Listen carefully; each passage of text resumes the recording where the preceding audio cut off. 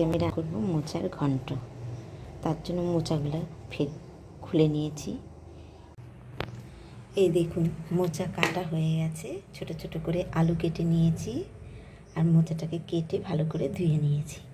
আর নিয়েছি ছোলাটা রাতে ভিজিয়েছিলাম।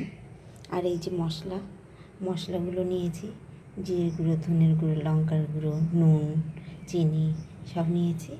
আর এখানে টমেটো, আদা, লঙ্কাটা আমি এখন পেস্ট করে নেব। আর মোচাটাকে একটু নুন দিয়ে দেব। আর সেদ্ধ করার সময়ই একটু হলুদ দিয়ে দেব, তাহলে আর কালচে ভাব হবে না।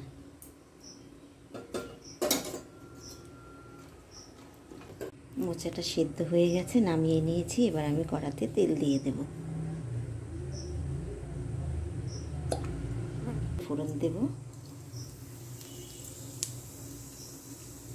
আর গরম মশলাগুলো দেব,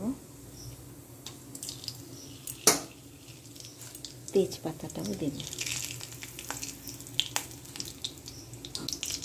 এবার পেস্ট করে রাখা মশলাটা দিয়ে দেব।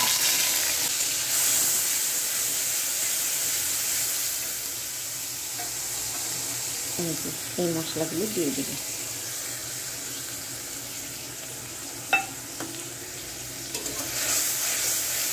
কি সুন্দর তেল ছেড়ে দিয়েছে মশলা। এই যে মোচার সাথে এবার ছোলাটাকেও দিয়ে দেব।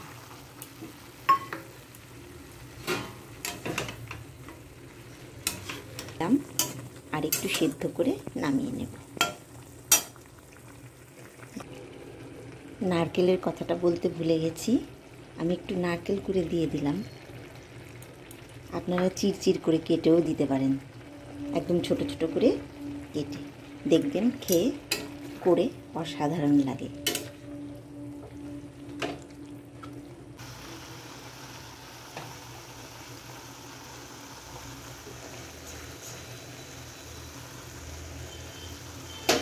আমি যে হালকা মশলা দিয়ে রান্না করি সেটা বাচ্চা, বড়, বুড়ো সবাই খেতে পারে। একদমই হালকা মশলা দিয়ে এটা বানিয়ে খাবেন, খেতে অসাধারণ লাগে। দেখুন বন্ধুরা, রেডি হয়ে গেছে মোচার ঘন্ট।